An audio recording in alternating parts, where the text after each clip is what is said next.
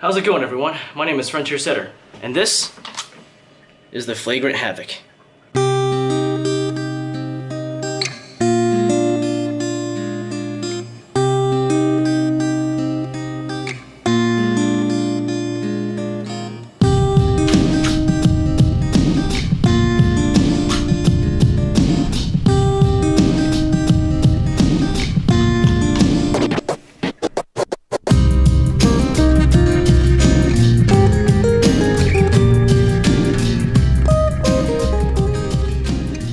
As you can see, it is a fixed blade Tanto knife with a false edge.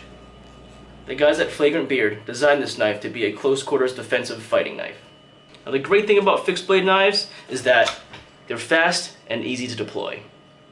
Unlike their Foley knife counterparts, there are no mechanisms of failure.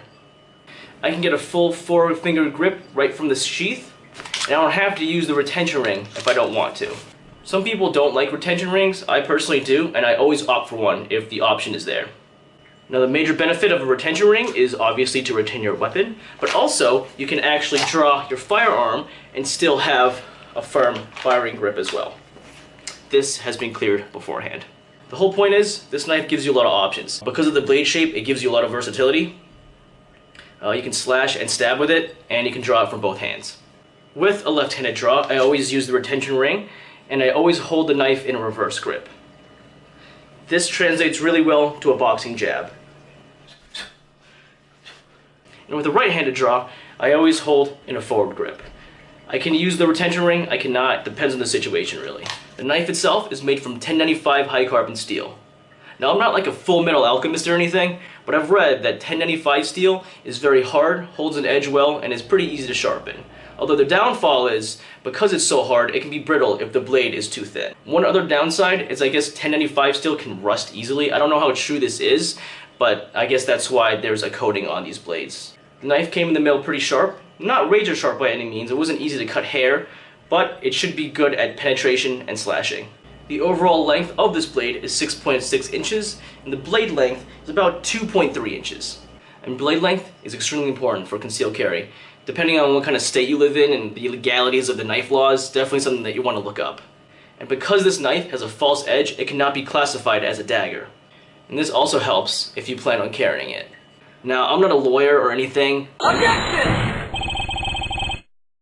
This video is pretty much just for entertainment and information, essentially. But if you want to read up on knife laws, definitely hit up knifeup.com. It's a very thoughtful design. You can tell that they put a lot of attention to detail. The Tanto blade is very thick with a lot of material at the point. All the angles are very defined, which makes sharpening very easy, especially with a Tanto blade. And the blade handle contours easily, which gives you a nice comfortable grip on the handle. The large belly on the handle gives you improved grip if you're not using the retention ring. You can hold it in a reverse grip or a forward grip. Doesn't matter. It always stays in your hand. Everything is very smooth on the blade. I don't feel any burrs or any kind of unpolished edges. The skeletonized handle also shaves weight off the blade, as well as giving you more friction for your grip. Jimping is in 3 main parts of the handle. The cuts are deep but not overly aggressive. You can always get a nice comfortable hold on this blade. There is also a small impact point on the back of the retention ring. All in all, wonderful design. The blade also comes with a little kydex sheath that has 2 dot snaps on it. The dot snaps are special. They are one-way dot snaps, which means you actually have to deliberately take them off a certain way. This is very important because this pretty much keeps the blade and sheath on your belt. The straps themselves are made of biothane, which is kind of a rubbery-like synthetic leather material. It doesn't rip and it holds really well to stress. The retention of the blade in the sheath is more than decent. There's no way this thing is falling out unless you really want it to come out.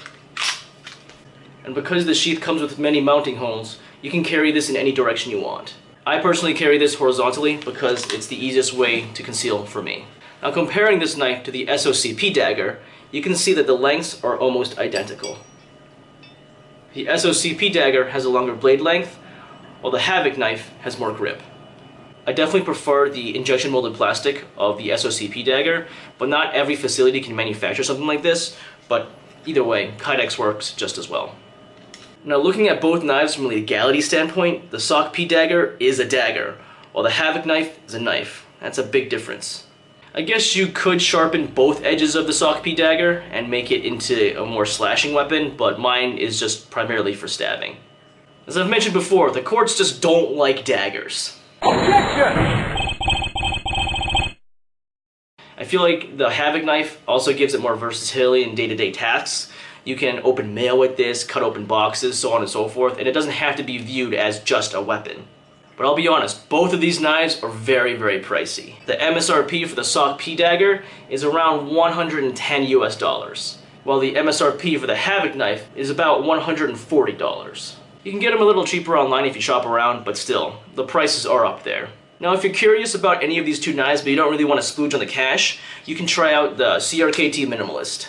The MSRP of the Minimalist is $40, but you can get it a lot cheaper. I got mine for around $18 on Amazon. If you're interested about the Minimalist, I actually have a review on my channel right now. Now, even though these are called neck knives, I've never actually seen anybody wear them on their neck. It's always on their belt or near their holster. Now, I've only carried the HAVOC for a couple months, but my impressions of it so far have been very, very positive. Thank you for watching my quick little review. I hope you found this video informative and entertaining. If you like what you saw, please like and share. Please comment down below if you have any questions, and feel free to subscribe to my channel. And again, my name is Frontier.setter. Always remember to stay tactically kawaii.